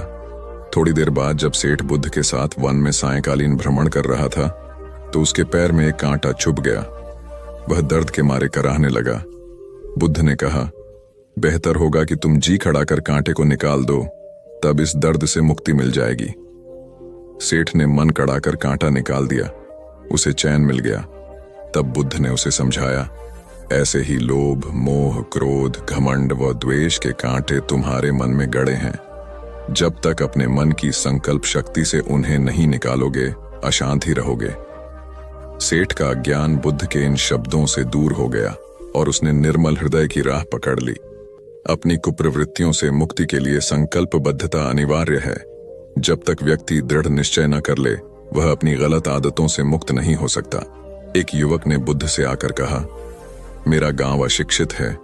मैं अपने परिवार से झगड़कर थोड़ा बहुत पढ़ पाया हूं। आगे और पढ़ना चाहता हूं, किंतु सभी रोक रहे हैं। घर के लोग सोचते हैं कि खेती में खूब पैसा है और उसके लिए किसी शिक्षा की आवश्यकता नहीं है। यही सोच गांव वालों की भी है। कृपया आप मेरे गांव चलकर वहां शिक्षा का प्रसार करवाइए। बुद्ध युवक की बात मानकर गांव आ गए। धर्म भीरू ग्रामीणों ने बुद्ध का सत्कार किया और रोज उनके प्रवचन सुनने आने लगे।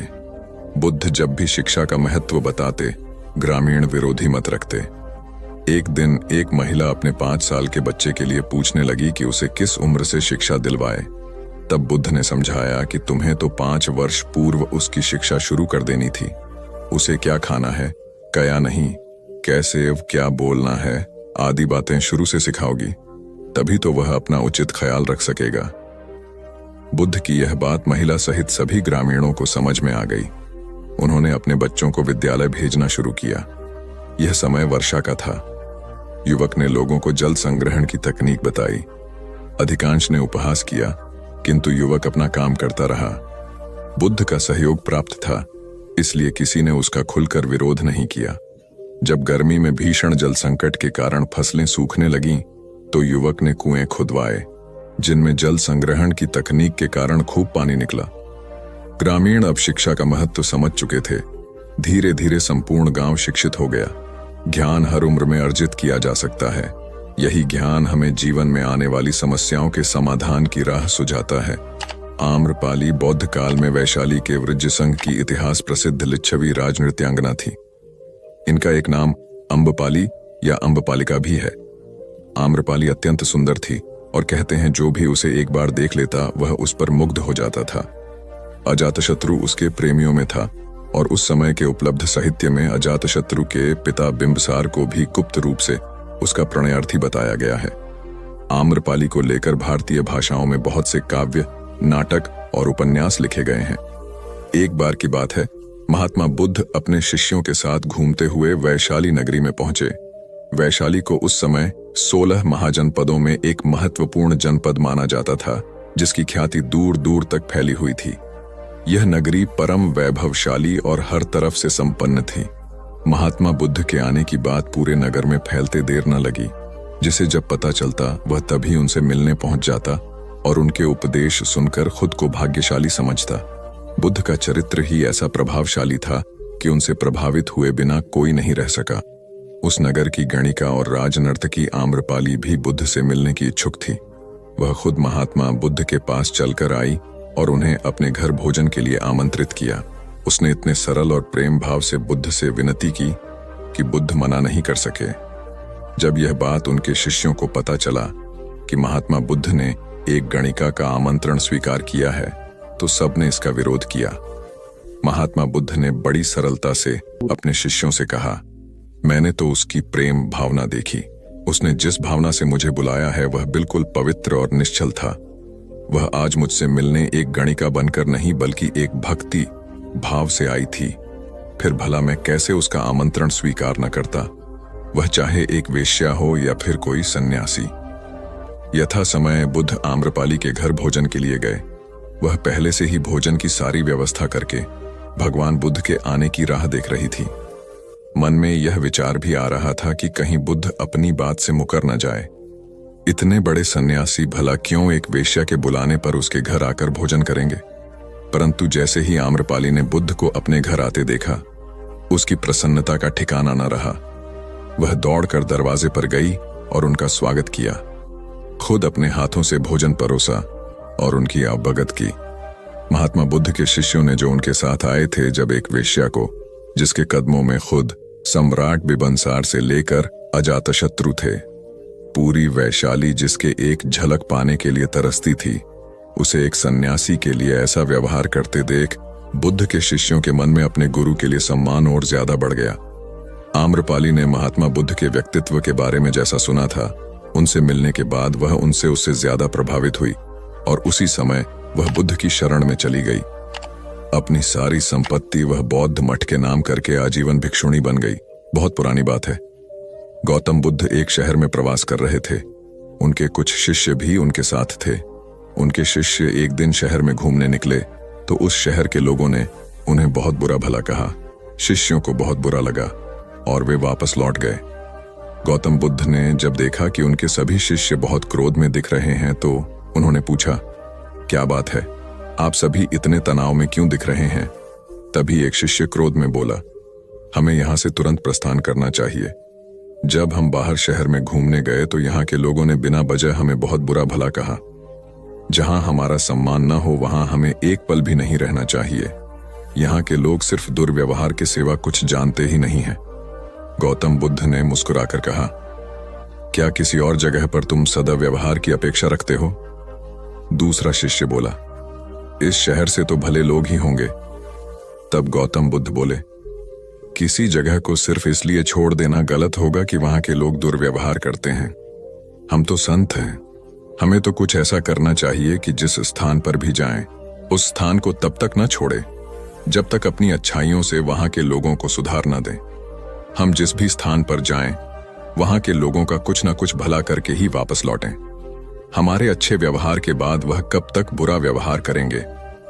आखिर में उन्हें सुधरना ही होगा। वास्तविकता में संतों का कार्य तो ऐसे लोगों को सुधारना ही होता है।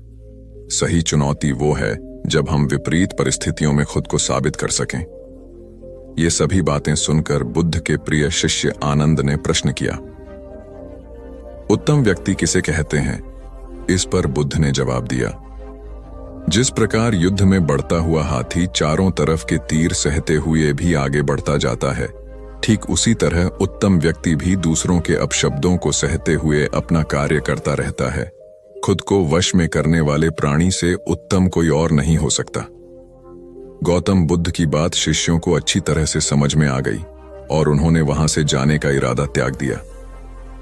एक बार गौतम बुद्ध से अभय राजकुमार ने प्रश्न किया कि क्या श्रमण गौतम कभी कठोर वचन कहते हैं? उसने सोच रखा था कि नहीं कहने पर वह बताएगा कि एक बार उन्होंने देवदत्त को नरकगामी कहा था, और यदि हां कहे तो उसने पूछा, जा सकता है कि जब आप कठोर शब्दों का प्रयोग करने से स्वयं को रोक नहीं पाते, तब दूसरों को ऐसा उपदेश कैसे देते हैं? बुद्ध ने अभय के प्रश्न का आशय जान लिया। उन्होंने कहा, इसका उत्तर न तो हाँ में दिया जा सकता है और न नहीं में। अभय की गोद में उस समय एक छोटा बालक था। उसकी ओर इशारा करते हुए बुद्ध ने पूछा, राजकुमार, यदि दाई के अनजाने में यह बालक अपने मुख में कांट का टुकड़ा डाल ले, तब तुम क्या करोगे? मैं उसे निकालने का प्रयास करूंगा।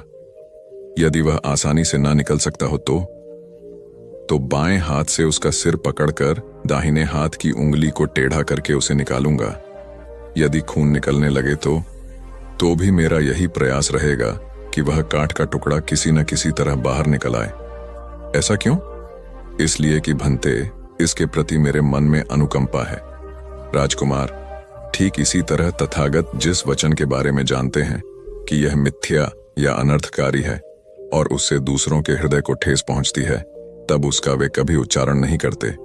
पर इसी तरह जो वचन उन्हें सत्य और हितकारी प्रतीत होते हैं तथा दूसरों को प्रिय लगते हैं, उनका वे सदैव उच्चारण करते हैं। इसका कारण यही है कि तथागत के मन में सभी प्राणियों के प्रति अनुकंपा है। एक बार वैशाली के बाहर जाते धम्म प्रचार के लिए जाते हुए गौतम बुद्ध ने देखा कि कुछ सैनिक तेजी से भागती हुई एक लड़की का पीछा कर रहे हैं। वह डरी हुई लड़की एक कुएं के पास जाकर खड़ी हो गई। वह हाँफ रही थी और प्यासी भी थी। बुद्ध ने उस बालिका को अपने पास बुलाया और कहा कि वह उनके लिए कुएं से पानी निकाले, स्वयं भी पिए और उन्हें भी पिलाए। इतनी देर में सैनिक भी वहां पहुंच गए। बुद्ध ने उन सैनिकों को हाथ के संकेत से रुकने को कहा। उनकी बात पर वह कन्या कुछ झेंपती हुई बोली, महाराज, मैं एक अछूत कन्या हूं। मेरे कुएं से पानी निकालने पर जल दूषित हो जाएगा। बुद्ध ने उससे फिर कहा, पुत्री, बहुत जोर की प्यास लगी है, पहले तुम पानी पिलाओ। इतने में वैशाली नरेश भी वहां आ पहुंचे। उन्हें बुद्ध को नमन किया और सोने के बर्तन में केवड़े और गुलाब का सुगंधित पानी पेश किया।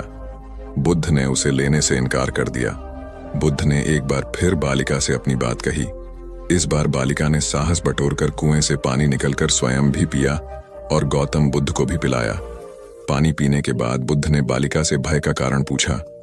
कन्या ने बताया, मुझे संयोग से राजा के दरबार में गाने का अवसर मिला था। राजा ने मेरा गीत सुन मुझे अपने गले की माला पुरस्कार में दी, लेकिन उन्हें किसी ने बताया कि मैं अछूत कन्या हूं।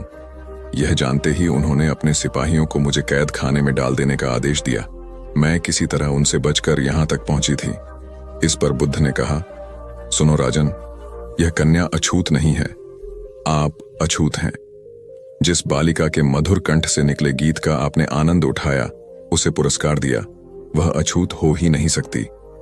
गौतम बुद्ध के सामने वह राजा लज्जित ही हो सकते थे। भगवान बुद्ध देव और मनुष्यों के शास्ता थे, परंतु सबसे पहले वह मनुष्य थे। मनुष्य बढ़कर देवता बनता है, यह प्राचीन मान्यता थी। आज भी हम मनुष्यत्व के ऊपर देवत्व की बात करते हैं, परंतु बुद्ध ने इस क्रम को पलट दिया। उन्होंने कहा, यह जो मनुष्यता है वही देवताओं का सुगति प्राप्त करना कहलाती है।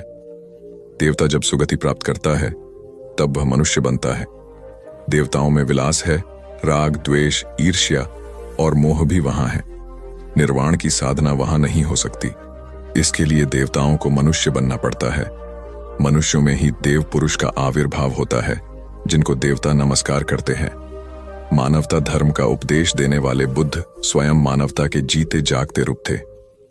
यहां उनके जीवन से संबंधित कुछ प्रसंग दिए जाते हैं, जिनसे उनके व्यक्तित्व में बैठी हुई गहरी मानवता का दर्शन होता है। भगवान का परिनिर्वाण होने वाला है। रात का पिछला पहर है। भिक्षु उनकी शैया को घेरे बैठे हैं। बुद्ध उन्हें उपदेश दे रहे हैं, कह रहे हैं, भिक्षुओं, बुद्ध, धर्म और संघ के विषय में कुछ शंका हो तो पूछ लो। पीछे मलाल मत करना कि भगवान हमारे सामने थे, पर हम उनसे कुछ पूछ ना सके। कोई शिष्य नहीं बोलता।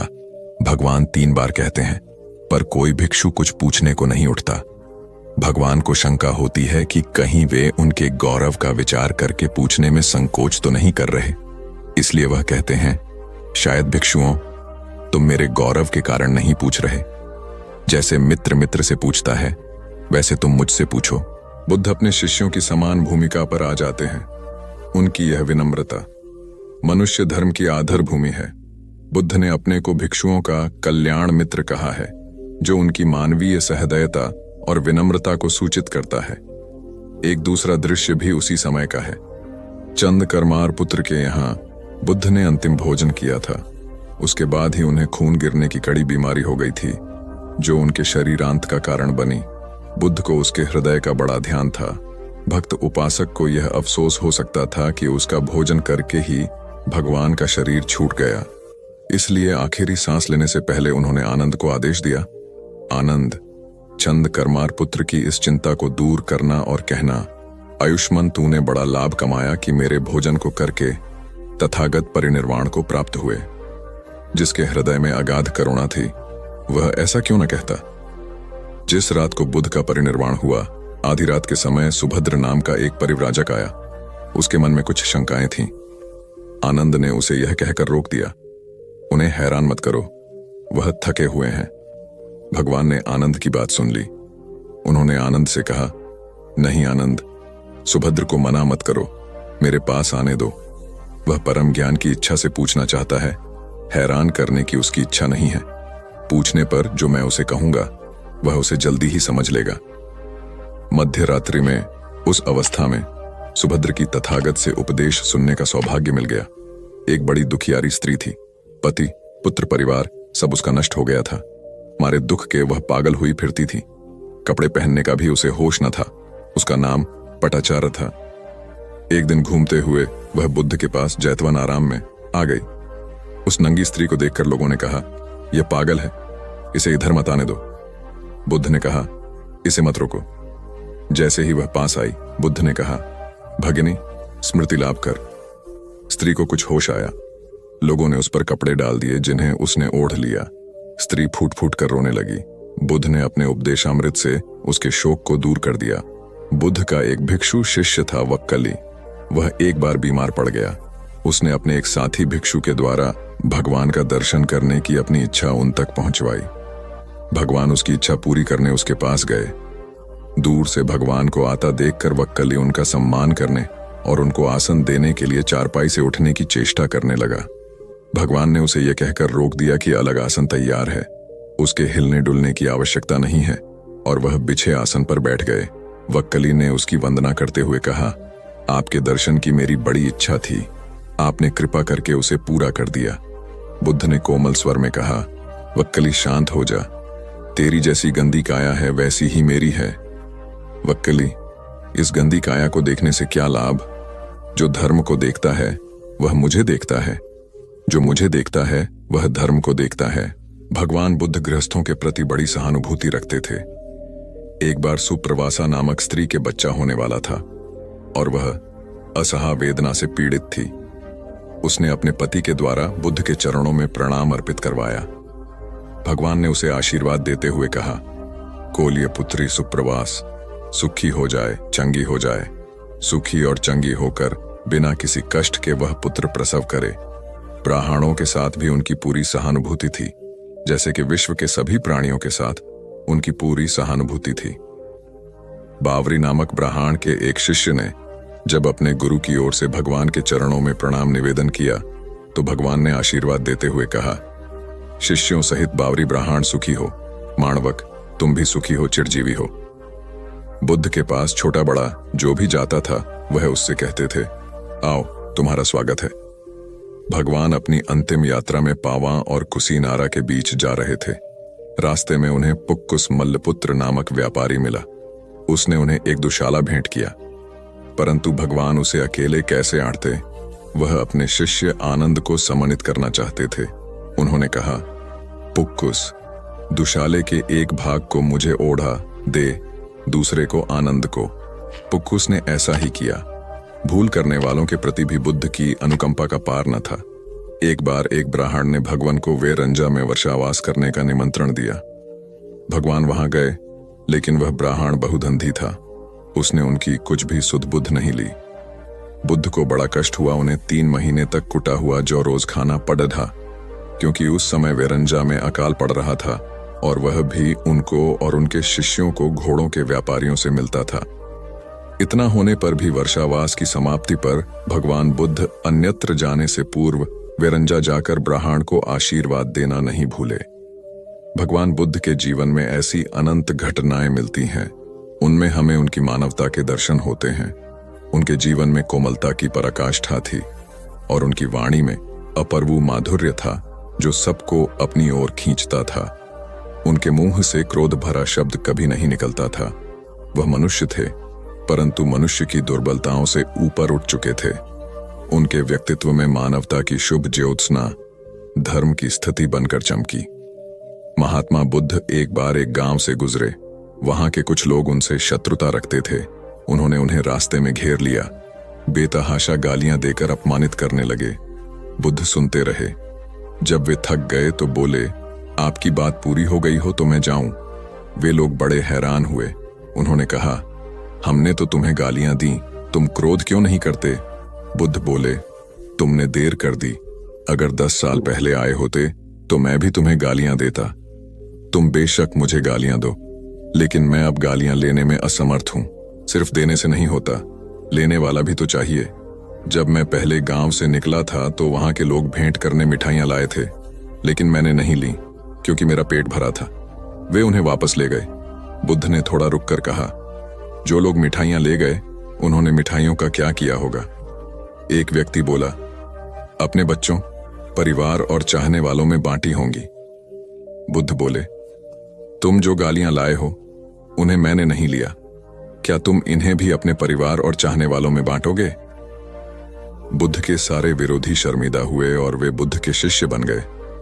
एक बार महात्मा बुद्ध किसी गांव में गए। वहां एक स्त्री ने उनसे पूछा कि आप तो किसी राजकुमार की तरह दिखते हैं, आपने युवावस्था में गेरुआ वस्त्र क्यों धारण किया है? बुद्ध ने उत्तर दिया कि मैंने 3 प्रश्नों के हल ढूंढने के लिए संन्यास लिया है। बुद्ध ने कहा, हमारा शरीर युवा और आकर्षक है, लेकिन यह वृद्ध होगा, फिर बीमार होगा और अंत में यह मृत्यु को प्राप्त हो जाएगा। मुझे वृद्धावस्था, बीमारी और मृत्यु के कारण का ज्ञान प्राप्त करना है।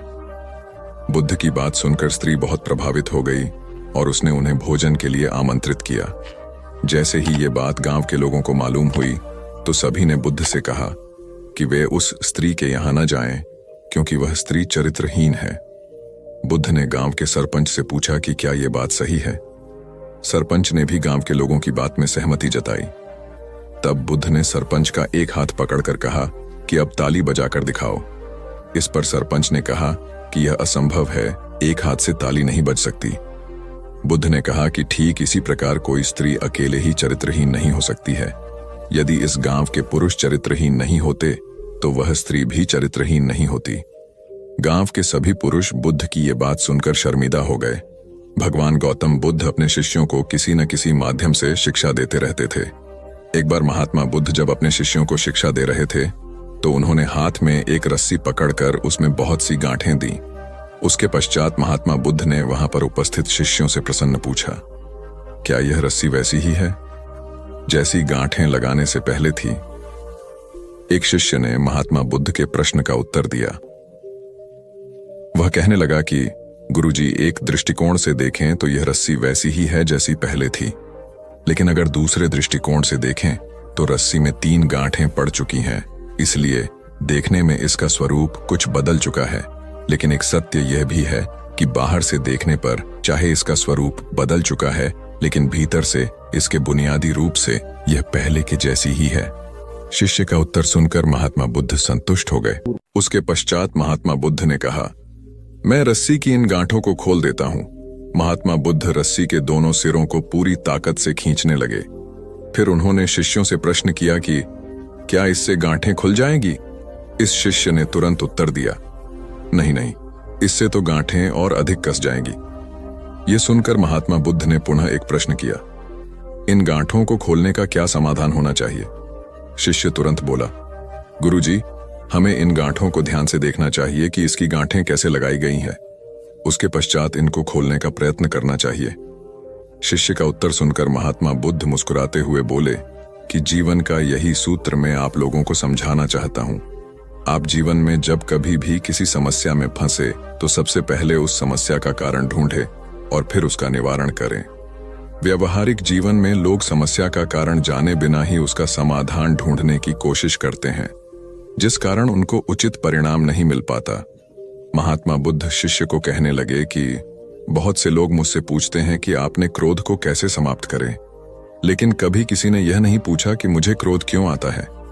ऐसे ही लोग मुझसे पूछते हैं कि अहंकार को कैसे समाप्त करूं, लेकिन कोई यह जानने की कोशिश नहीं करता कि आखिर अहंकार का बीज उनके अंदर कैसे उत्पन्न हुआ।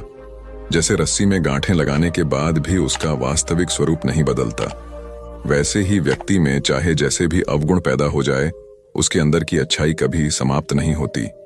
जैसे हम धैर्य से रस्सी की गांठों को ध्यान से देखकर खोल सकते हैं, वैसे ही जीवन में आने वाले विकारों और समस्याओं का हल हम ढूंढ सकते हैं।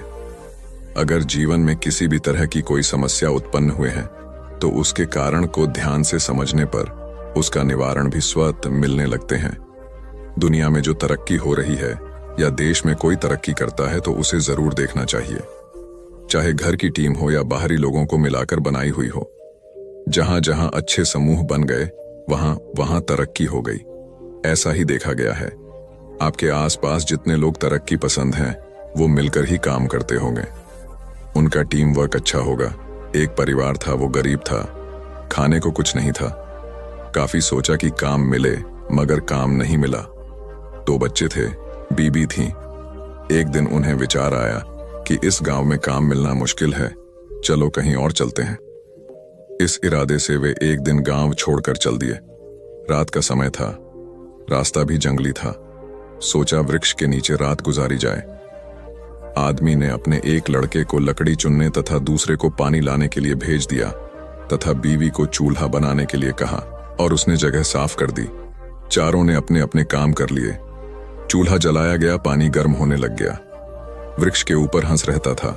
वो सोचने लगा, ये कैसा मूर्ख है, इन्होंने चूल्हा तो जला दिया मगर इनके पास पकाने को तो है ही नहीं कुछ भी। हंस ने उनसे पूछा, तुम्हारे पास पकाने को क्या है? वो आदमी बोला, तुझे मार के खाएंगे। हंस बोला, मुझे क्यों मारोगे? आदमी बोला, हमारे पास न पैसा है और न ही सामान, तो क्या करें? हंस सोच में पड़ गया। इन्होंने चूल्हा भी जला लिया है, सब कर्मशील हैं, मुझे तो ये खा ही जाएंगे। तो हंस बोला, अगर मैं आपको धन दे दूं तो मुझे छोड़ दोगे?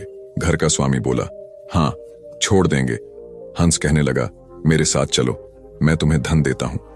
हंस उनको थोड़ी दूर ले गया और चोंच से इशारा किया और कहा कि यहां से निकाल लो। उन्होंने गड्ढा खोदा और वहां से धन निकाल लिया। हंस का धन्यवाद करके वापस अपने गांव आ गए और एक ही दिन में खूब मौज से रहने लग गए। अब उनके घर में किसी चीज की कमी नहीं थी। पड़ोसी ने देखा कि इस परिवार के पास ऐसी कौन सी चीज आ गई जो इनके पास इतना कुछ आ गया। उसने छोटे लड़के को बुलाकर सारी बात पूछ ली कि पैसा कहां से आया है। उनके भी 2 बच्चे थे, उन्होंने भी ऐसी योजना बनाई और चल दिए। उन्होंने उसी वृक्ष के नीचे डेरा लगा लिया।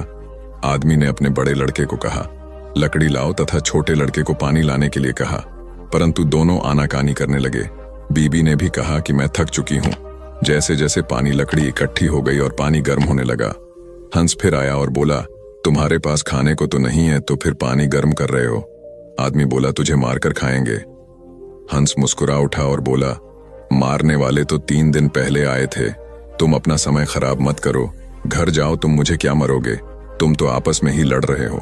जिन्होंने दूसरों को जितना होता है वे खुद नहीं लड़ते।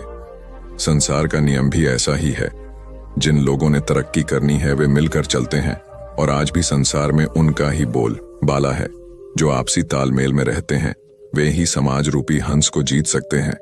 एक बार अकबर ने बीरबल से कहा, मुझे परमात्मा दिखा दो। राजा का हुक्म था। बीरबल बहुत परेशान था कि परमात्मा को कैसे राजा को दिखाए। इसी विचार को लेकर बीरबल छुट्टी पर चला गया और उदास रहने लगा। एक दिन परिवार में चर्चा हुई। उदासी का कारण पूछा गया तो बीरबल ने बता दिया कि राजा ईश्वर के दर्शन करना चाहते हैं। बीरबल का बेटा बोला, कल सुबह मुझे आप साथ ले जाएं, मैं अपने आप राजा को दर्शन करा दूंगा। दूसरे दिन सुबह बीरबल और लड़का दरबार में पहुंचे और राजा को कहा, मेरा लड़का आपके प्रश्न के उत्तर का समाधान करेगा। राजा ने सोचा, यह लड़का क्या समाधान करेगा? लड़का बोला, इस वक्त मैं आपका गुरु हूं, मुझे उचित स्थान दिया जाए। राजा ने सोचा, बात तो ठीक कह रहा है, मैंने तो प्रश्न किया है, समाधान करने वाला गुरु समान होता है। राजा ने लड़के के लिए अपने साथ थोड़ा ऊंचा स्थान दिया। लड़का बोला, महाराज एक दूध का कटोरा मंगाओ। राजा ने दूध का कटोरा मंगाया। लड़का बोला, महाराज इस दूध में घी है? राजा बोला, हाँ है।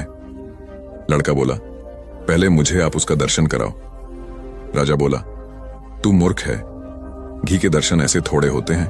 पहले दूध को गर्म करना पड़ता है, फिर उसकी दही जमाना पड़ता है, फिर उसको मघानी में रिड़का जाता है, फिर मक्खन निकलता है, फिर उसे गर्म गर्म कढ़ाई में डाला जाता है, फिर उसकी मैल निकाली जाती है, तब जाकर घी के दर्शन होते हैं। ऐसे ही थोड़े दर्शन होते हैं। लड़का बोला, यही उत्तर है आपके प्रश्न का। पहले इंसान को तपना पड़ता है, फिर उसको जमना पड़ता है, फिर उसको साधना करनी पड़ती है, फिर उसको ज्ञान की अग्नि में तपना होता है, फिर उस ईश्वर के दर्शन होते हैं। अकबर समझ गया और बोला, तू वाकई ही मेरा गुरु है। ईश्वर को जानने के लिए बहुत कुछ करना पड़ता है। वैसे हर आत्मा में ईश्वर का अंश है और उसी को ईश्वर का रूप समझना चाहिए, तभी सुख की प्राप्ति होती है। यह भी संसार का एक नियम है। एक बालक अभी पूरे 2 साल का भी नहीं हुआ था कि उसके पिता की मृत्यु हो गई। ऐसी कठिन परिस्थिति में उसकी मां उसे लेकर अपने मायके में रहने लगी। सभी उसे नन्हा कहकर पुकारते थे। छोटे से कद का बालक शारीरिक रूप से दुर्बल था, किंतु मानसिक रूप से अत्यंत मेधावी। उसे जो कुछ भी कहा या सिखाया जाता वह बड़े मनोयोग से उसे ग्रहण करता था। धीरे धीरे दिन बीतते गए और बालक 6 वर्ष का हो गया। एक बार वह अपने कुछ मित्रों के साथ मिलकर किसी बाग में फूल तोड़ने पहुंचा। वह बालक और उसके सभी फल तोड़ने लगे। तभी माली आ गया। उस बालक के सभी मित्र भाग गए, लेकिन वह माली की पकड़ में आ गया। माली ने उसे डंडे से पीटना शुरू किया। नन्हा मार खाता रहा और फिर धीमी आवाज में माली से बोला, मेरे पिता इस दुनिया में नहीं है, इसलिए तुम मुझे इस तरह मार रहे हो। बालक की बात सुनकर माली का हाथ रुक गया। माली शांत होकर बोला, बेटा, तुम्हारे पिता के न होने से तुम्हारी जिम्मेवारी और अधिक बढ़ जाती है कि तुम कोई गलत काम नहीं करो। यह सुनकर नन्हा बालक फूट फूट कर रो पड़ा और फिर कभी गलत काम न करने का संकल्प लिया। यही नन्हा बालक बड़ा होकर लाल बहादुर शास्त्री के नाम से विख्यात हुआ और प्रधानमंत्री के रूप में अपने गुण व व्यवहार से सर्वत्र प्रशंसा पाई। कथा का सार यह है कि माँ बाप के अमूल्य मार्गदर्शन के अभाव की स्थिति में और अधिक जिम्मेदार बनकर आत्मविकास